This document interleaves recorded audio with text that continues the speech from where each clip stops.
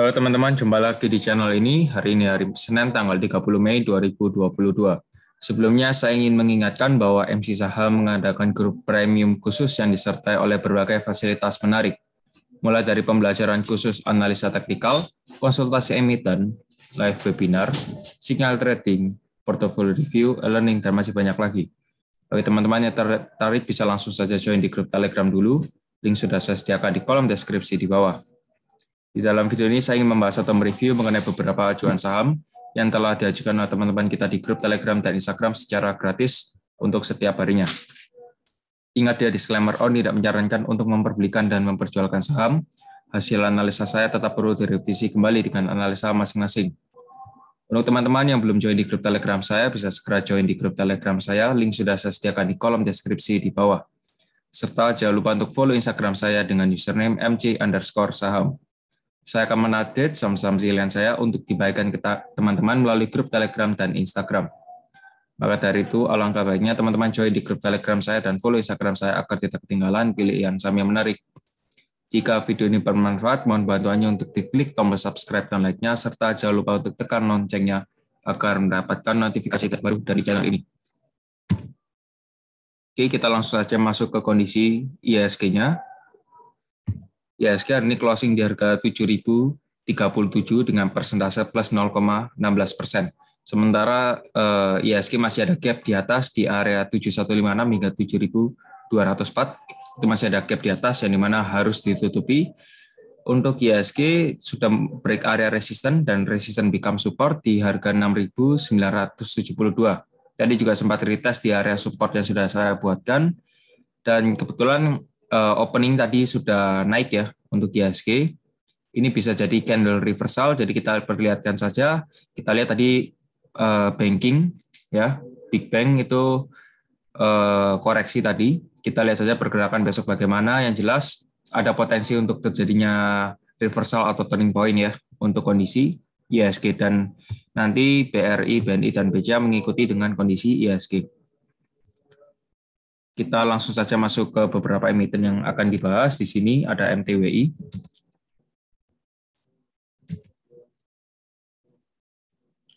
Untuk MTWI hari ini sempat naik di harga 185, tapi ya closingnya tetap melemah di 152 dengan persentase plus 6,29%. Sementara volume hari ini juga cukup tinggi. Kita coba cek dulu dari broker summary-nya.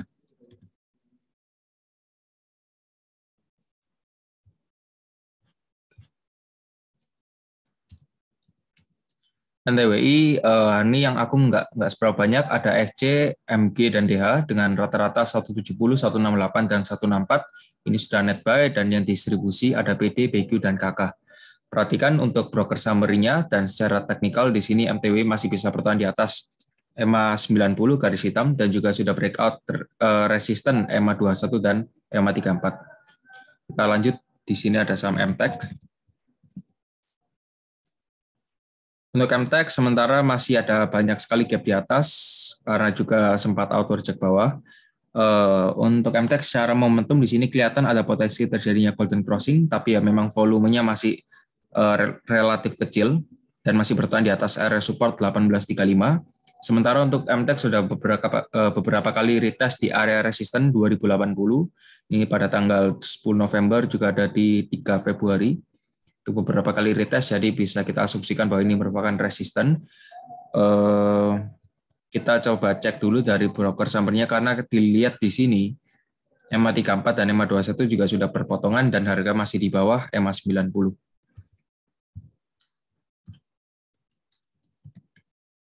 Yang akum hari ini ada YP, RX, dan PD. Ini YP yang memegang akumulatornya ya, terbanyak 8,2 M hari ini.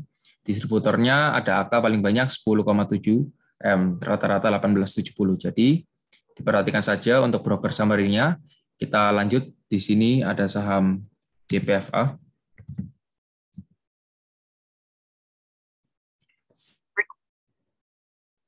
JPFA sama juga, dia setelah breakout descending triangle, area support 1560 ditembus, dia memang drop dan membuat sideways di area 1365 hingga 1460. Ini masih sideways. Kalau memang dia berhasil breakout resisten ya 1460 kalau di breakout bisa buy dengan catatan tetap disclaimer on. Di sini kelihatan memang ada potensi terjadinya uprise karena dilihat dari momentum stokastik di sini adanya golden crossing berpotensi untuk pullback menuju 1560 sesuai dengan area support yang pernah di break dari pattern descending triangle.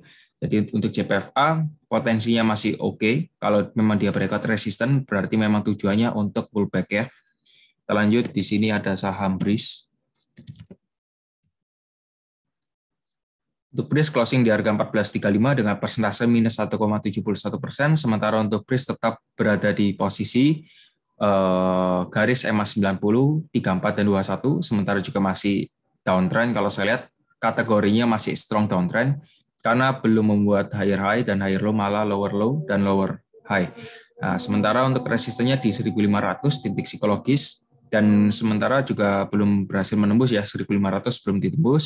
Kalau memang BRIS breakout support 1410 berpotensi untuk menyentuh support Fibonacci retracement-nya di harga 1245. Jadi untuk BRIS nggak perlu untuk lama-lama di hold karena juga masih mengarah turun, masih downtrend. Jadi bisa dipertimbangkan lagi untuk BRIS ya untuk keputusannya. Kita lanjut, di sini ada saham DOIT. Untuk DOIT closing di harga 420 dengan persentase minus 6,25%. Hari ini juga DOIT auto reject bawah meskipun kemarin sempat menguat. Hari ini close-nya tetap auto reject bawah ya, dan dia juga sudah berhasil breakout EMA 90 ternyata. Kita lihat saja dari broker summary karena secara teknikal ini masih force sell-nya cukup besar. Jadi untuk DOIT cek dulu, di sini ada NI paling banyak akumulasi hari ini 15,3 M, rata-rata 442. Distributornya paling banyak ada YU, MG dan YP ya. YU kurang lebih 12,8 M, rata-rata 444. Jadi diperhatikan saja dari broker summary-nya hari ini retail juga cukup banyak masuk, mungkin di posisi atau di bawah mereka menampung ya. Kita lanjut, di sini ada saham Esker. Untuk Esker sementara masih strong uptrend, dia masih bisa bertahan di atas EMA 90, bahkan nggak perlu sampai retest di EMA 90, cukup di EMA 34 dan 21. Dan memang untuk Esker sudah beberapa hari ini auto reject bawah, mungkin bentar lagi waktunya rebound. Ada area support di 2500 atau 2490. Itu bisa dijadikan patokan area beli. Kalau bagi yang tertarik, bagi yang memiliki watchlist Esker bisa dipantau. Ini untuk area garis EMA 90-nya di harga 2110 juga bisa dijadikan support. Yang jelas Esker mendekati support 2500 dan di sini secara stokastik momentum ada potensi terjadinya golden crossing. Jadi untuk Esker bisa dipantau lebih lanjut ya. Kita lanjut, di sini ada saham Aces. Untuk Aces closing di harga 1000 dengan persentase plus 1,52%. Di sini Aces terlihat adanya perlawanan harga ya, dia nggak mau turun di bawah 965 which is good, dan ini masih sideways daily. Secara stokastik momentum di sini ada potensinya terjadinya strong penguatan harga karena di sini adanya golden crossing. Kalau memang seumpamanya Aces berhasil breakout 1030, berpotensi untuk menguat langsung menuju 1110. Jadi diperhatikan saja yang mau buy on breakout resist bisa 1030 beli, target taking profit di 1110. Secara momentum masih oke dan dia nggak membuat lower low, ya which is good, masih bisa bertahan di atas 965 ya. Kita lanjut, di sini ada saham Tepik. Tepik sementara ini masih heavy sideways ya, closing tetap di 2780. Untuk area demand 2800 hingga 2850 masih bisa di breakout. Kalau memang terpaksa dia koreksi menuju 2680 hingga 2700 ya kita serok lagi karena masih dalam kategori heavy sideways ya. Untuk Tepik yang mau beli nanti tunggu saja di area support kuatnya 2680 hingga 2700 dengan catatan bisa taking profit di area supply 2800 hingga 2850 atau di EMA 90 garis hitam ini. Jadi bisa dimasukkan ke watchlist saja untuk Tepik berhubung mendekati area support ya. Kita lanjut, di sini ada saham Elsa. Untuk Elsa closing di harga 306 dengan persentase 0,0%. Elsa juga masih bisa bertahan di atas EMA 34, 21 dan 90 dan juga masih bisa membuat lower low dan higher low ya. Higher low dan higher high which is masih bisa dikategorikan sebagai uptrend. Untuk Elsa, kalau memang Elsa berhasil breakout 310, di hold saja, kalau mau tambah muatan juga boleh, dengan catatan nanti berpotensi menuju resisten 334 dan menciptakan higher-high baru. Jadi untuk Elsa masih oke prospeknya, masih boleh di hold. Kita lanjut, di sini ada saham Telkom. Telkom closing hari ini 4250 dengan persentase minus 1,16%. Secara stokastik, momentum adanya perlawanan, dan memang tepat sekali mantul di area demand yang sudah saya buatkan di harga 4040 hingga 4170. Telkom maybe kalau memang dia breakout support 4040 ya berpotensi untuk retest support lagi di harga 3830. Tapi kalau memang seumpamanya Telkom kelihatannya ada mantul di sini dan nggak membuat swing high valid, berarti ya berpotensi untuk menutupi gap di atas di area 2560 hingga 2620. Jadi untuk Telkom bisa diperhatikan lebih lanjut, dan selama bertahan di atas 4040 sih masih boleh dipertahankan ya untuk Telkom, tapi juga dilihat dari kondisi IHSG lagi. Kalau memang IHSG adanya turning point ya bisa exit di Telkom atau perbankan. Kita move, di sini ada beberapa emiten lagi. Oke, untuk PTPP closing di harga 940 hari ini, dan terlihat bahwa ada potensi terjadinya reversal karena ini menciptakan bearish reversal candle ya seperti itu. Kalau memang semuanya besok PTPP menembus harga 930 dan closingnya di bawah 930, berarti PTPP berpotensi untuk melemah kembali ke harga 885 dengan diiringi dengan kondisi momentum yang dead crossing. Kalau memang kejadiannya seperti itu. Tapi kalau memang semuanya PTPP masih bisa menguat, masih bisa retest di harga 980 yang dimana ini sebenarnya merupakan target dari PTPP untuk dikejar. Ya, teman-teman bisa gunakan target tersebut untuk taking profit ya. Jadi untuk PTPP ya bisa disimpulkan sendiri untuk keputusannya. Kita move lagi, di sini ada saham ADI.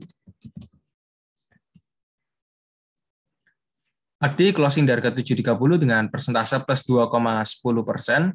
Sementara untuk ADI, ya kalau teman-teman yang mau beli ini juga sudah kena di area demand 670 hingga 710. Ini merupakan area demand dari ADI. Kalau memang ADI berhasil breakout resisten kurang lebih di harga 760 ya berarti berpotensi untuk menguat kembali dengan target harga 800 dan selanjutnya.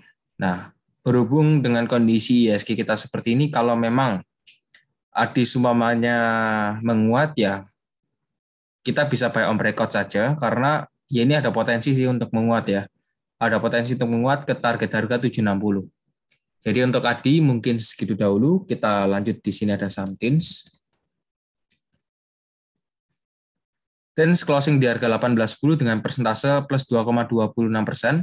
Nah, ini ada dua possible things yang bisa terjadi. Ada gap di harga 1905 hingga 1920, dan juga ada area demand di harga 1615 hingga 1645, yang dimana kalau memang seumpamanya TINS koreksi, mungkin targetnya untuk membuat pola double bottom di area demand baru bisa reverse menuju 2070.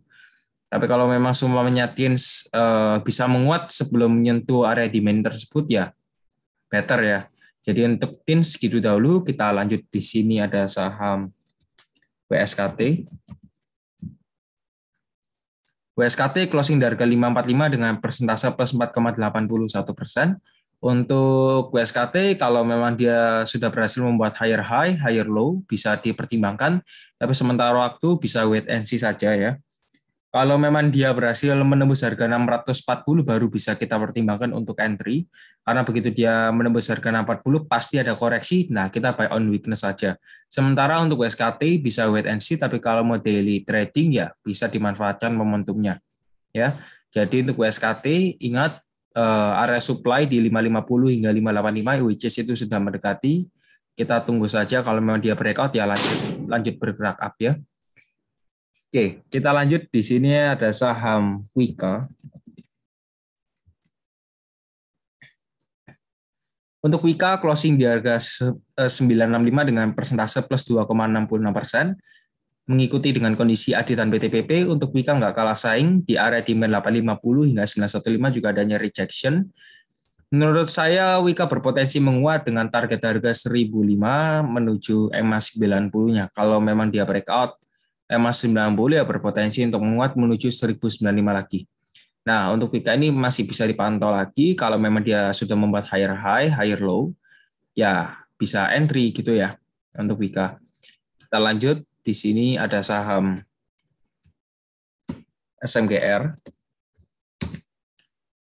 SMGR closing di harga 7175 dengan persentase plus 7%, sementara untuk SMGR juga hari ini volumenya cukup besar. Dia juga berhasil breakout resisten di harga 6975 dan berpotensi menguat ya, sesuai dengan arahan saya, sesuai dengan target yang saya bilang ya. Untuk SMGR targetnya di 7.800. Kalau memang nanti 7.800 di break, ya ada potensi koreksi dulu baru bisa diangkat naik. Ya, dicatat. Ada potensi koreksi dulu baru bisa diangkat naik. Nggak bisa langsung naik terus tanpa adanya koreksi. Lebih berbahaya. Jadi ya perlu ada koreksi. Sementara untuk SMGR, selama SMGR bertahan di atas 7.000 ya ada potensi menguat dengan target 7.800. Gitu saja bisa dicatat ya untuk SMGR. Volume memang cukup tinggi ya berpotensi untuk bergerak up. Meskipun ada koreksi ya seharusnya ADN harusnya bisa kecapai lah 7.800 ini. Kita lanjut, di sini ada saham WIRG. WIRG karena juga baru IPO, kita cek saja dari broker summary. Oke, untuk WIRG. Yang akum ada KI, BR, dan DR, distribusi ada CP, PG, dan ZP ya. Yang paling banyak hari ini akumulasi di WIRG ya memang ada KI ya, kurang lebih 66.000 lot tuh, dengan rata-rata harga 832. Jadi untuk WIRG sekian, kita lanjut di sini ada saham SMDR. SMDR closing di harga 3490 dengan persentase plus 10,79%. SMDR selalu membuat new record ya, all time high terus dibuat dan ya memang berpotensi untuk bergerak up jika demikian. Kalau teman-teman mau beli ya untuk sekarang baru entry ya sedikit terlambat ya. Karena juga sudah terlanjur naik tinggi. Kalau demikian solusinya bagaimana saya mau entry ya buy on weakness saja. Ya karena di sini kelihatan adanya perlawanan momentum kalau memang dia dead crossing ya berpotensinya kurang baik ya.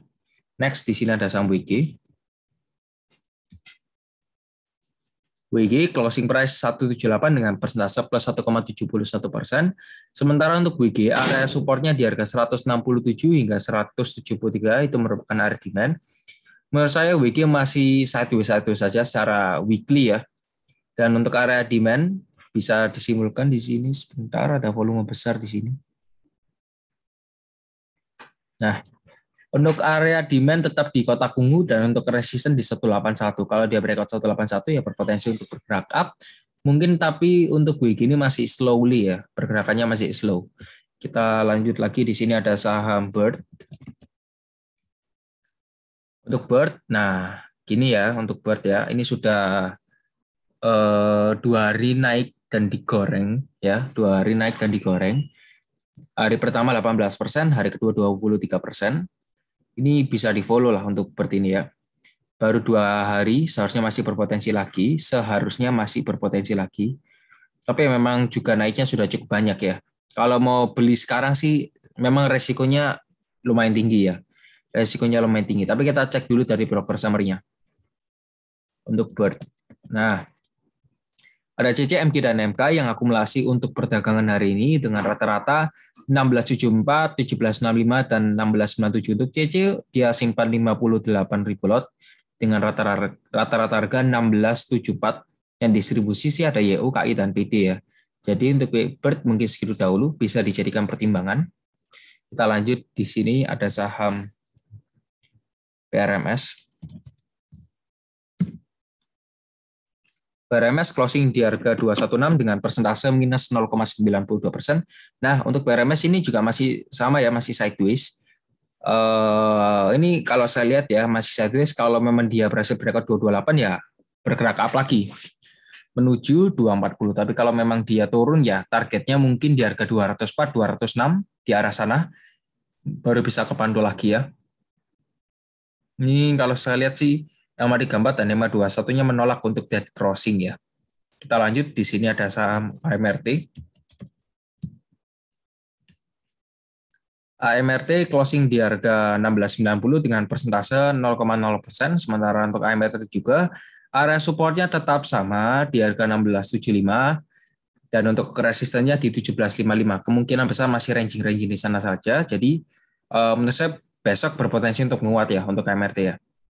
Besok berpotensi untuk menguat, jadi diperhatikan dahulu untuk AMRT. Kalau memang dia breakout 16.75 ya, berarti targetnya di 16.15 gitu saja sih, simple ya untuk AMRT. Sementara juga masih strong uptrend kalau saya lihat. Kita lanjut, di sini ada saham ESA. Oke, untuk teman-teman mungkin kemarin lusa ya, ESA sempat diangkat naik tuh di harga 13.50, banyak yang kesangkut mungkin di sana, tapi ditutup di harga 12.90. Lalu kemarin juga perdagangan hari Jumat itu ESA sempat diangkat naik ke 13.35 dan hari ini ESA auto reject bawah. Bagaimana prospeknya berhubung juga secara stokastik di sini kelihatan dead crossing. Area support tetap sama untuk ESA di harga 1.150. Kemungkinan besar ESA masih mengarah ke area sana, masih mengarah ke area demand terdekatnya ya. Kurang lebih di area 1.115 hingga 1.150 itu merupakan area demand, dan bila memang ESA bisa reject di area sana dan menembus 1.300, berarti berpotensi untuk bergerak up ya. Berpotensi untuk bergerak up. Ini kalau sudah mulai mengerucut mungkin masih sideways ya. Mungkin masih sideways panjang di sini baru bisa naik ya. Semoga saja yang terbaik untuk ESA. Kita lanjut, di sini ada saham Nelly. Nelly closing hari ini di harga 442. Kalau memang demikian, kita cek dulu dari broker summary ya. Sudah 3 hari ini volumenya besar-besar. Nelly yang akum hari ini ada YB, PD, dan CC. Ini akumulasinya kecil-kecil kalau kita lihat dari value. Yang distributornya ada EP, YJ, dan KK. Perhatikan di sini YB punya rata-rata harga 420 pada perdagangan hari ini, ada kurang lebih menyimpan 19.000 lot.